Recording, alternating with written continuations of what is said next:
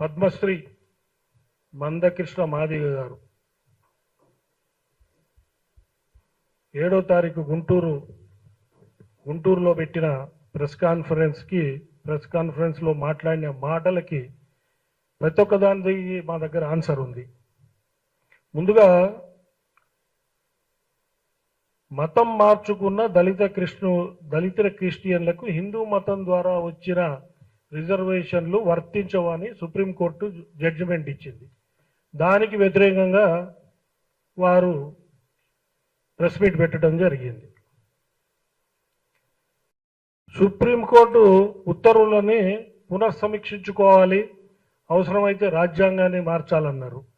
కానీ అత్యుత్తమ న్యాయస్థానం సుప్రీంకోర్టు జడ్జిమెంట్కి మా బ్రాహ్మణ సమాజం పూర్తి మద్దతు తెలియజేస్తున్నది. వారు మాట్లాడింది మీరు అందరూ చూసి ఉంటారు. వారు మాట్లాడిన దాంట్లో అసలు బ్రాహ్మణులకి ఇష్యూకి సంబంధం లేదు. ఏం చేస్తున్నారంటే బ్రాహ్మణుల భుజం మీద గన్ను పెట్టి మొత్తం సనాతన ధర్మాన్ని హిందువులని టార్గెట్ చేస్తున్నాడు అనేది మేమందరం భావిస్తున్నాం. ఇది ఒక పెద్ద కుట్రగా భావిస్తున్నాం. దానికి గన్ను పెట్టుకోవడానికి మేము సిద్ధంగా లేవని కూడా ఈ మీడియా సమావేశం ద్వారా తెలియజేస్తున్నాం. ఇప్పుడు దళిత క్రిస్టియన్స్కి మారిపోయినప్పుడు ఇక్కడ రిజర్వేషన్స్ ఎందుకు? ఆ కుల హోదా పోయిన వెంటనే వారు పొందిన సౌకర్యాలను కూడా తీసేయాలని చెప్పి మేము డిమాండ్ చేస్తున్నాం. తర్వాత రాజ్యాంగంలో ఆర్టికల్ 14, 15, 25 తీసేయాలంటాడు. అంటే మత స్వేచ్ఛ, ఎవరు దేంట్లోకైనా మారే స్వేచ్ఛ ఆర్టికల్స్ ఇస్తున్నాయి, అవి తీసేయాలంటారు. అంటే రాజ్యాంగాన్నే మార్చాలని ఏదైనా కుట్ర ఉందా దీంట్లో వెనకాల? లేకపోతే రిజర్వేషన్లే మొత్తం తీసేయాలని ఏదైనా కుట్ర ఉందా? అసలు మీరు హిందూ దళితులకి సంబంధించిన వాళ్ళ లేకపోతే దళిత క్రిస్టియన్గా మారిపోయారా? ఇది కూడా తెలియజేయాల్సిన అవసరం ఉంది. మీరు మాట్లాడినంతసేపు ఇవాళ ప్రెస్కు కూడా మేము ఇన్విటేషన్ ఇచ్చాం. బ్రాహ్మణ జాతి మీద జరిగిన దాడికి మందకృష్ణ గారు మాట్లాడిన వ్యాఖ్యలకి మేము ప్రెస్ మీట్ పెట్టామన్నాం. అంటే ఒక ఆయన పెడతాడు బ్రాహ్మణులు వేరు బ్రాహ్మణ జాతి వేరా అని. అంటే ఆయన ఇండివిజువల్ బ్రాహ్మిన్స్, ద్రోణాచార్యుడు కానివ్వండి, ఆదిశంకర్లు కానివ్వండి, జవహర్లాల్ నెహ్రూ కానివ్వండి, ఇండివిజువల్ బ్రాహ్మిన్స్ను క్రిటిసైజ్ చేశాడు. అట్లనే బ్రాహ్మణ జాతిని కూడా క్రిటిసైజ్ చేశాడు. కాబట్టి ఆ విధంగా మేము పెట్టడం జరిగింది. అంటే ప్రతి దానికి పెడార్థం తీయటం వారికే చెల్లింది, పద్మశ్రీ మందకృష్ణ మాదిగ గారికి. అదేవిధంగా ఆయన అంటున్నాడు కుల వ్యవస్థ ఉండకూడదని. మరి కుల వ్యవస్థ లేకపోతే ఈ రిజర్వేషన్ల ముచ్చటెక్కడిది? 70 ఏళ్ళు కులం మీరు ఎక్కడున్నా కూడా అన్ని ఫలితాలు అనుభవించి ఈరోజు రాజ్యాంగం అనేది ఒక 4 పిల్లర్స్ మీద ఉంటుంది, 4 ఎస్టేట్స్, దాంట్లో కూడా మీరు ఒకళ్ళు. ఈరోజు మీరు లెజిస్లేచర్లో చూసుకోండి, బ్రాహ్మణుల సంఖ్య ఎంత, మీ సంఖ్య ఎంత. అదేవిధంగా బ్యూరోక్రసీలో చూడండి, మీ సంఖ్య ఎంత, మా సంఖ్య ఎంత. అంటే జ్ఞానం ఒకళ్ళ సొంతం కాదు. పూర్వకాలంలో జ్ఞానము బ్రాహ్మణుల సొంతంగా ఉండేది. ఇప్పుడు అందరూ చదువుకుంటున్నారు, అందరూ ముందరికి వెళ్తున్నారు. మేము సాగతిస్తున్నాం దానికి. మీరు ముందు పోవద్దని మేము ఎప్పుడు అనలేదు మేము. అయితే నువ్వు దళిత క్రిస్టియన్ల వైపు ఉన్నావా, దళిత హిందువుల వైపు ఉన్నావా అనేది తేల్చి చెప్పాల్సిన అవసరం ఉంది. నేను అందరికి కూడా హిందూ దళితులకి, హిందూ బీసీలకి, హిందూ సంఘాలకి, కమ్మ, రెడ్డి, వైశ్య, వెలమ, కాపులకి, వీళ్ళందరినీ కూడా క్రిటిసైజ్ చేశాడు ఆయన. మీరందరూ ఏం చేస్తున్నారు? మీరందరూ కూడా కలిసి రావాలి మాతో అని చెప్పి నేను ఈ వేదిక ద్వారా మీకు రిక్వెస్ట్ చేస్తూ, ఇప్పుడే బీసీలకి 42% రిజర్వేషన్ ఇద్దామని ఇప్పుడే గవర్నమెంట్ అనుకుంటుంది. ఈ టైంలో కుల వ్యవస్థ తీసేయాలని చెప్పి అనటం, మరి నువ్వు బీసీలకు ఫేవర్గా ఉన్నావో బీసీలకు వ్యతిరేకంగా ఉన్నావో చెప్పాల్సిన అవసరం ఉంది. ఆయన ప్రెస్ మీట్ మీరందరూ చూసి ఉండొచ్చు. అఖండ భారత్ దాన్ని ఒక బ్రాహ్మణ్ డివైడ్ చేశాడు, జవహర్లాల్ నెహ్రూ డివైడ్ చేశాడు అంటాడు. మేము ఈరోజు కూడా సంకల్పంలో భరతవర్షే భరతఖండే అని చదువుకుంటాం, అఖండ భారతే చదువుకుంటాం మేము. మీకు ఆ విషయం తెలియదా? జవహర్లాల్ నెహ్రూ డివైడ్ చేశాడని అంటాడు. జవహర్లాల్ నెహ్రూ కూతురు, జవహర్లాల్ నెహ్రూ మనవడు ఈ దేశం గురించి ప్రాణాలు అర్పించారు. ఆ విషయం మీకు గుర్తు రాలేదా మందకృష్ణ గారు అని చెప్పి ఈ వేదిక ద్వారా మిమ్మల్ని ప్రశ్నిస్తున్నాను నేను. బ్రాహ్మణులు బ్రాహ్మణానం అనేకత్వం అన్నారు. అయితే పూర్వం అంటే ఒక 7-8 ఏళ్ల కిందనో ఎప్పుడో ఒక పద్మశ్రీ మమ్మల్ని ఇన్వైట్ చేయడానికి ఏదో వ్యాఖ్యలు చేశాడు. అదేవిధంగా ఇప్పుడు ఇంకో పద్మశ్రీ వచ్చాడు. ఈ పద్మశ్రీ వచ్చి మమ్మల్ని ఇన్వైట్ చేయక్కర్లే, మేము ఇన్వైట్ అయ్యి ఉన్నాం ఆల్రెడీ. బాస్ అనే ఆర్గనైజేషన్ ఒక అంబ్రిల్లా కింద ఈరోజు 151 బ్రాహ్మణ సంఘాలు ఈ తెలంగాణ రాష్ట్రంలో, నార్త్ ఇండియన్ బ్రాహ్మణ సంఘాలు, మధ్యప్రదేశ్, ఉత్తరప్రదేశ్, బీహార్, కర్ణాటక, మహారాష్ట్ర సంఘాలు కూడా బాస్ అంబ్రిల్లా కింద ఉన్నాయి. ఈ విషయం వారికి తెలియజేస్తూ ఆ రోజు అవమానపరిచాడు కాబట్టే చాణక్యుడు ఫీల్డ్లోకి రావడం జరిగింది. తర్వాత చాణక్యుడు ఏం చేశాడనేది మీ అందరికీ తెలుసు. అదేవిధంగా ఇంకా దుర్మార్గం జరిగితే పరశురాముడు ఎందుకు వచ్చాడో మీ అందరికీ తెలుస్తుంది. ఇది తెలుసుకోవాలి. మమ్మల్ని ఊరికే మంచిగా మా పని మేము చేసుకుంటూ ఊరికే కెలకొద్దని చెప్పేసి వారిని సవినయంగా మనవి చేస్తున్నా నేను. అదేవిధంగా హిందూ మతంలో పుట్టి, హిందూ మతంలో రిజర్వేషన్లు అనుభవించి, ఈ ఫ్యామిలీలో రిజర్వేషన్ ద్వారా ఎంబీబీఎస్ సీట్లు పొంది రాజమండ్రిలో, ఇప్పుడేమో దళిత క్రిస్టియన్ల వైపు మొగ్గు చూపాము. అంటే దీన్ని బట్టి నాకు చాలామంది ఇక్కడ నా మిత్రులు దళితులు వచ్చారు. నా మిత్రులు నా వెంబడే ఉంటారు, మాదిగ సామాజిక వర్గం చెందిన వాళ్ళు. ఈయన దళిత క్రిస్టియన్ వైపు పోయి హిందూ దళితులు, హిందూ బీసీలు వీళ్ళందరికి కూడా వ్యతిరేకంగా మాట్లాడుతున్నారు. చాలామంది హిందూ దళితులు నాకు ఫోన్ చేశారు. వారు ఏమన్నారంటే, ఆయన ఎంఆర్పిఎస్ ఉద్యమాన్ని మేము గౌరవించాం, ఎంఆర్పిఎస్ ఉద్యమంలో సహాయం చేశా నేను పర్సనల్గా. మా ఆఫీస్కి మందకృష్ణ గారు వచ్చారు, మేడి పాపయ్య మాదిగ దానికి సాక్ష్యం. వాళ్ళందరూ కూడా ఫోన్ చేసి, ఆయన ఎంఆర్పిఎస్ ఉద్యమం 30 ఏళ్ళు నడిపించారు, వర్గీకరణ గురించి, వర్గీకరణ అయింది, నీ ఉద్యమం అయిపోయింది, నువ్వు మందకృష్ణ మాదిగ పేరు హిస్టరీలో ఎప్పటికి కూడా ఉంటుంది. ఇప్పుడు ఆయన సెకండ్ ఇన్నింగ్స్ మొదలు పెట్టాడు, దళిత క్రిస్టియన్స్ వైపు వెళ్ళి గుంటూరులో పెట్టాడు. అంటే వైసీపీ పార్టీకి సపోర్టుగా దళిత క్రైస్తవులు ఎక్కువ మంది ఉన్న ఏరియాలో వారు ప్రెస్ మీట్ పెట్టడం జరిగింది. అంటే ఈ సెకండ్ ఇన్నింగ్స్లో టార్గెట్ బ్రాహ్మలు. నువ్వు డైరెక్ట్ రెడ్లను అనలేవు, కమ్మల్ని అనలేవు, కాపుల్ని అనలేవు అక్కడ ఆంధ్రాలో. అందుకని బ్రాహ్మణులు అంటావు. వీళ్ళు ఏదో పాపం వాళ్ళ పని వాళ్ళు చేసుకుంటారు, వాళ్ళు వచ్చి ఏం మాట్లాడరు, వీళ్ళని టార్గెట్ చేద్దాం అంటే నీ మైండ్ వెనకాల మమ్మల్ని కాదు, ఏదో కుట్ర ఉంది. అదేంటో మాకు తెలుసు. మొన్న ప్రెస్ మీట్ పెట్టడానికి ఒకరోజు ముందు ఇన్విటేషన్ ఇచ్చి మళ్ళీ ఒకరోజు పోస్ట్పోన్ చేసుకొని దాని వెనక రహస్యం కూడా మాకు అందరికీ తెలుసు.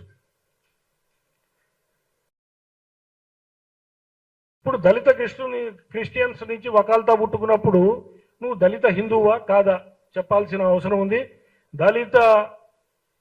దళితులందరూ మేము హిందూ దళితులకి మాకు వాళ్ళ సపోర్ట్ కావాలి, మేము వాళ్ళకి సపోర్టింగ్ ఉంటాం, బీసీలకి సపోర్టింగ్ ఉంటాం. కానీ సుప్రీంకోర్టు జడ్జిమెంట్కి ఎగెనెస్ట్గా మీరు చెప్పిన క్రిస్టియన్ మతానికి మాత్రం మేము సపోర్టింగ్గా లేము. ఇంకో మాట అన్నాడు అక్కడ ఆయన, బ్రాహ్మణుల వల్ల దౌర్జన్యాల వల్లే ఎస్సీలు అందరూ దళితుల్లోకి క్రిస్టియానిటీలోకి మారుతున్నారు అన్నాడు. అంటే ఆయన కాంట్రడిక్టరీ స్టేట్మెంట్స్ చూడండి మీరు. మా వల్లనే మతం మార్చుకుంటుర్రు, మళ్ళీ అక్కడ కూడా పాస్టర్లు, బిషప్లు అందరూ మేమే ఉన్నామంట. అంటే మీరు అనేదానికి ఏం అర్థం ఉంది? అక్కడ మేమే ఉన్నాం, ఇక్కడే మేమే ఉన్నప్పుడు నువ్వు మతం ఎందుకు మార్చుకున్నావు? అంటే బ్రిటిష్ పాలకులు వదిలివెళ్ళిన దాన్ని నువ్వు తీసుకుంటున్నావా? క్రిస్టియన్ మతంలోకి అందరినీ మార్చడానికి నువ్వు వకాల్తా పుచ్చుకున్నావా? లేదంటే అక్కడ ఢిల్లీలో బీహార్లో బ్రాహ్మిన్స్ భారత్ చోడో, బ్రాహ్మిన్స్ బనియా భారత్ చోడో, Brahmins Bania we are coming for you అని గోడల మీద రాతలకి నువ్వేమన్నా వకాల్తా పుచ్చుకొని 2 రాష్ట్రాల్లో తిరుగుతున్నావా? లేదంటే ఈ రిజర్వేషన్ వ్యవస్థను ఎత్తేద్దాం, హిందూ బీసీలకి హిందూ దళితులకి అన్యాయం చేద్దాం అని చెప్పి ఏదైనా రాజకీయ పార్టీని వెనకాల ఉండి నడిపిస్తున్నదా? దీనికి అన్నిటికీ కూడా మీరు సమాధానం చెప్పాలి. చెప్పాల్సిన అవసరం ఉంది. ఇప్పుడు మీకు పద్మశ్రీ అవార్డు కులాల మధ్యలో చిచ్చు పెడుతున్నారు. పద్మశ్రీ అవార్డు ఇచ్చేటప్పుడు మీరు అందరినీ కలుపుకొని పోతారు, మీరంతా న్యూట్రల్గా ఉంటారని చెప్పి అట్లాంటి వారికి పద్మశ్రీ అవార్డు ఇస్తుంది. ఇదేంటి కులాల మధ్యలో చిచ్చు పెట్టడం? నేను అన్న ఆ రోజు కృష్ణుడు బ్రాహ్మణుడు కాళ్ళు కడిగి నెత్తి నీళ్లు చల్లుకున్నాడని. నేను ఉన్న స్టోరీ చెప్పా. ఆయన గ్రంథాలు పట్టుకొచ్చాడు కదా, నేను కూడా చాలా గ్రంథాలు తీసుకొచ్చా. దాంట్లో ఉన్నాయి. ఏమున్నది? కుచేలుడు శ్రీకృష్ణుడు స్నేహితుడు కుచేలుడు వస్తే తన సింహాసనం మీద కూర్చోబెట్టి కాళ్ళు కడిగి నెత్తిని చల్లుకొని బ్రాహ్మణ మమ దేవత అన్నాడు. అంటే నేను అన్నది దేవతల కంటే మేము గొప్పని కాదు, దేవతలు కూడా బ్రాహ్మణులకు గౌరవం ఇస్తారు, దయచేసి మీరు కూడా గౌరవం ఇవ్వండి అని అన్నాను తప్పితే దేవతల కంటే గొప్పలో అనలే. కృష్ణుడు పుట్టుక క్షత్రియుడు, పెరిగింది యాదవుల దగ్గర. ఏమంటాడు? యాదవులకి మాకు పెట్టాలని చూస్తారు. మీ యాదవ మిత్రులను కూడా పిలిచాను నేను ఇవాళ. అంటే నువ్వు కులాల మధ్యలో చిచ్చు పెట్టాలని చూస్తున్నావు. రాముడు ఏదో చేశాడు, ఆదిశంకరాజు ఇప్పుడు ఆదిశంకరాచార్యుడు నదిలో స్నానం చేసుకుంటూ వస్తున్నాడు, ఓ చండాలుడు ఎదురయ్యాడు. నా బాడీని చూస్తున్నావు, ఆత్మను చూస్తున్నావు అంటే ఆదిశంకర వారు నీ ఆత్మను చూస్తున్నా అన్నాడు. అయితే మీకు తెలవాల్సిన విషయం ఏంటంటే పరమశివుడే చండాలుడు వేషంలో వచ్చి ఆదిశంకర వారికి పరీక్ష పెట్టారు. ఆ సంగతి గ్రహించి వారు సాష్టాంగ నమస్కారం పెట్టారు. చండాలుల్లో కూడా జ్ఞానం ఉన్నది, లేదని మేము అంటలేదు. జ్ఞానం మా సొత్తని మేము అంటలేదు. కానీ బ్రాహ్మణ జాతి నడిచేది జ్ఞానం, ధర్మం, త్యాగం, సేవ, ఈ 4టి మీద. మా ఆస్తులు పోయినాయి, మేము సేవ ద్వారా మేము అన్ని తొలగించాం. అన్ని ఉద్యమాల్లో మేమే ఉన్నాం, అందరితో పాటు మేము ఉన్నాం. మేము ఒక్కళ్ళమే ఉన్నాం అని అంటలే. ఇప్పుడు మేము ఏదన్నా దానికి పెడార్థం, ఏదన్నా కూడా దానికి పెడార్థం తీయటం. రామానుజాచార్యుల గురించి నరేంద్ర మోడీ గారు మాట్లాడారు, అది చెప్పాడు ఓ పేపర్ చూపెట్టి. మరి ఆదిశంకర వారు కేదార్నాథ్లో ఆదిశంకరాచార్యుల ముందు ధ్యానం చేసిన నరేంద్ర మోడీ గారు ఆదిశంకర్ల గురించి ఏం చెప్పారు? అది తెలుసుకోవాలిగా. నీకు కన్వీనియంట్ ఉన్నవన్నీ నువ్వు చెప్తుంటావు. మేము 3 ఆచార్యులను గౌరవిస్తాం. ఆదిశంకర్ల వారిని గౌరవిస్తాం, రామానుజాచార్యులను గౌరవిస్తాం, మధ్వాచార్యులను గౌరవిస్తాం. మేము అందరినీ గౌరవిస్తాం. దళితుల్లో మేధావుల్ని గౌరవిస్తాం, హిందూ దళితుల మేధావులని, బీసీల్లో మేధావుల్ని గౌరవిస్తాం. మీరందరూ కూడా ఆలోచించుకోవాలి.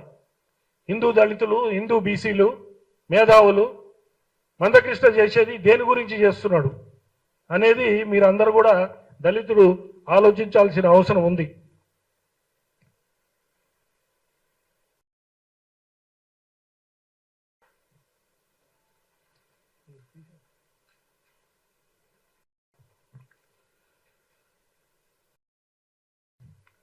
ఇప్పుడు ఆయన ఇంకొక మాట అన్నాడు, నవాబులు పాలించినప్పుడు బ్రాహ్మణ ఆధిపత్యమే,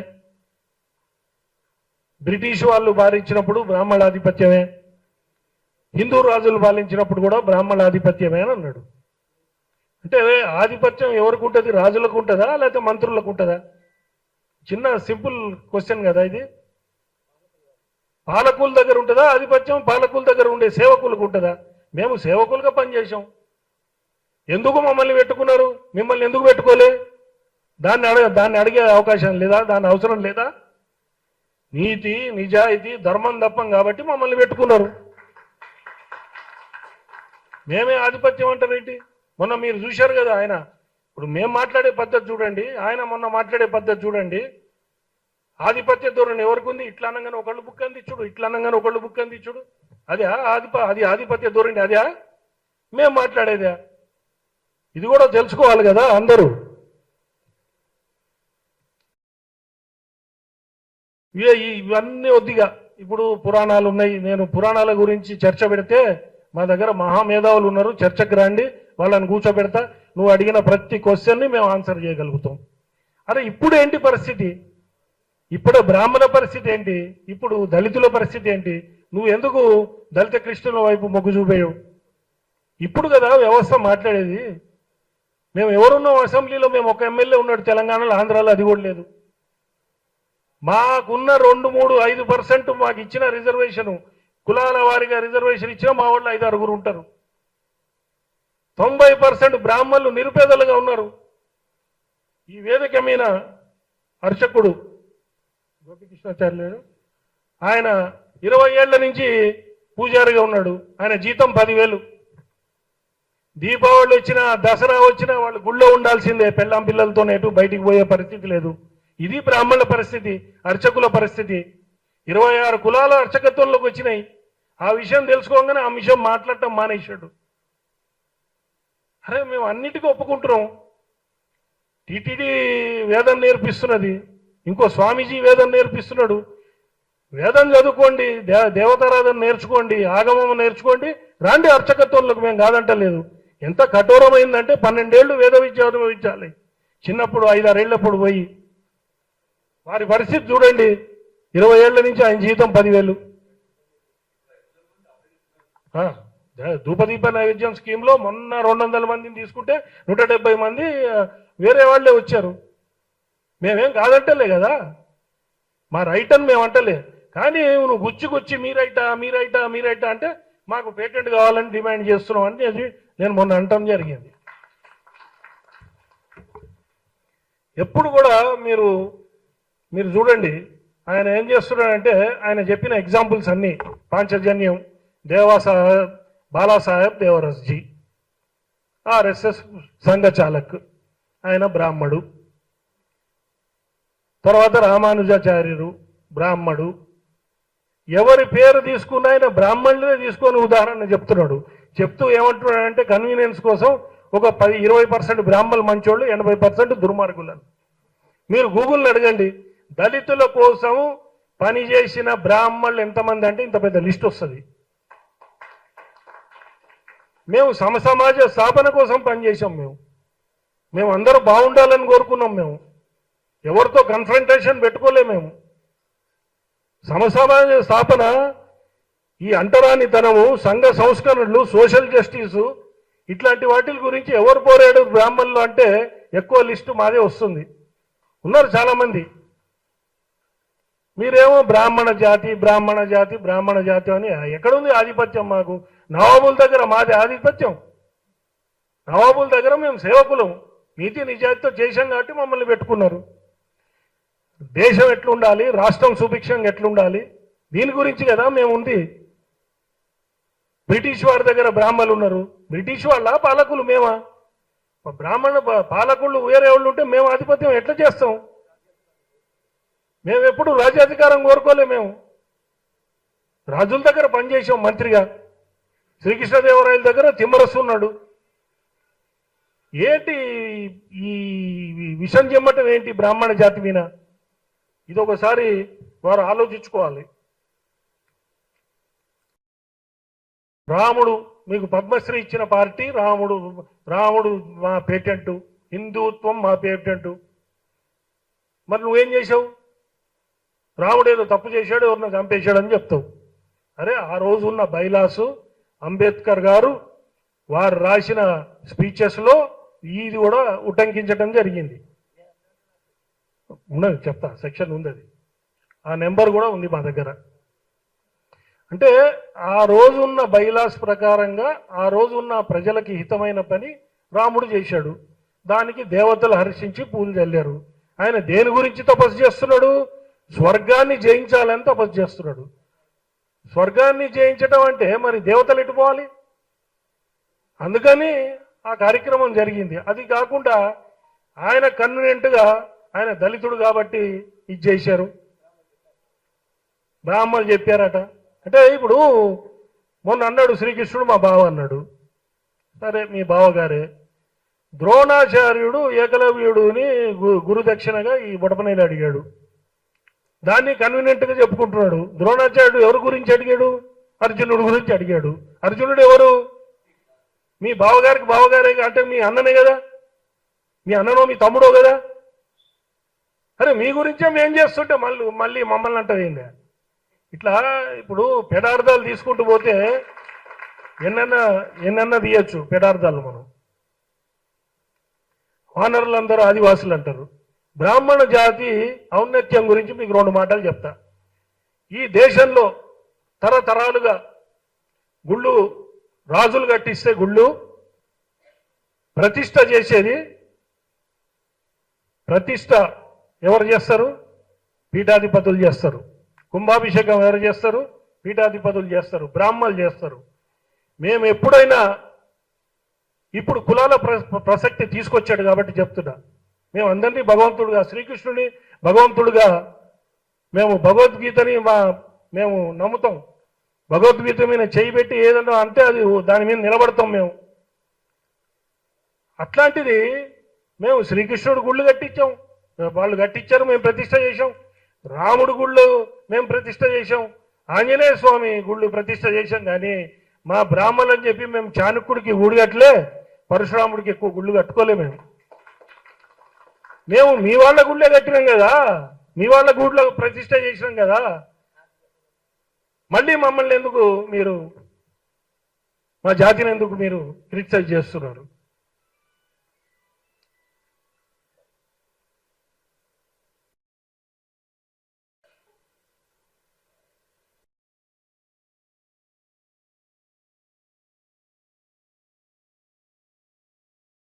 అదేవిధంగా అంబేద్కర్ గారు రాజ్యాంగం రాశారు. రాజ్యాంగంలో సభ్యులు 286 మంది సభ్యులు, 22 కమిటీలు. దాంట్లో డ్రాఫ్టింగ్ కమిటీ చైర్మన్గా అంబేద్కర్ గారు ఉన్నారు, హక్కుల కమిటీ పటేల్ గారు ఉన్నారు, బాబు రాజేంద్ర ప్రసాద్ గారు ఒక కమిటీకి ఉన్నారు. అట్లా అందరూ రాశారు. కానీ చైర్మన్ అంబేద్కర్ గారు. మేము గౌరవిస్తాం. రేపు 14 అంబేద్కర్ గారి జయంతి, మేము గౌరవిస్తాం. వారికి కూడా వినతి పత్రం ఇస్తాం, ఈయన కొంచెం బుద్ధి మార్చమని చెప్పి.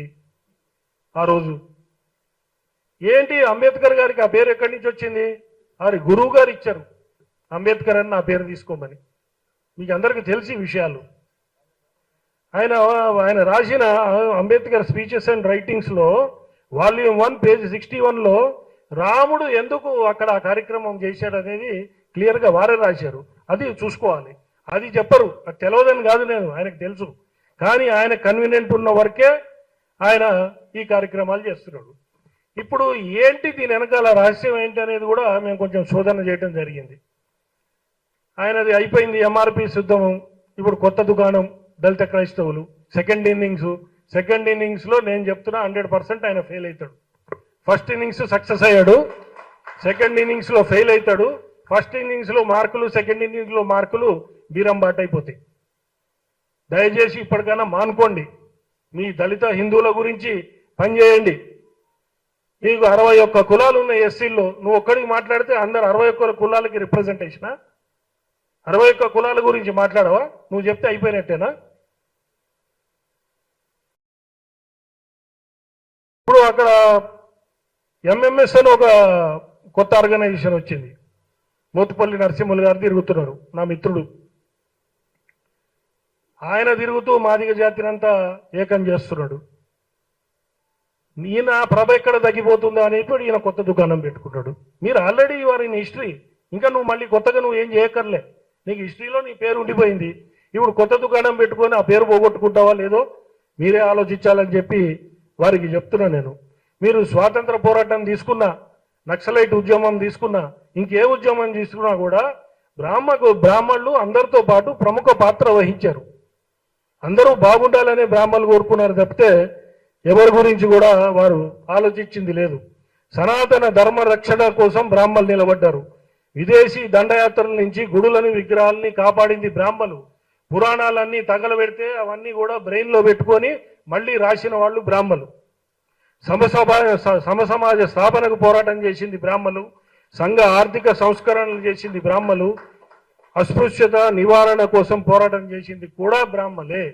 మీరు గూగుల్ అడగండి, గూగుల్ చెప్తుంది.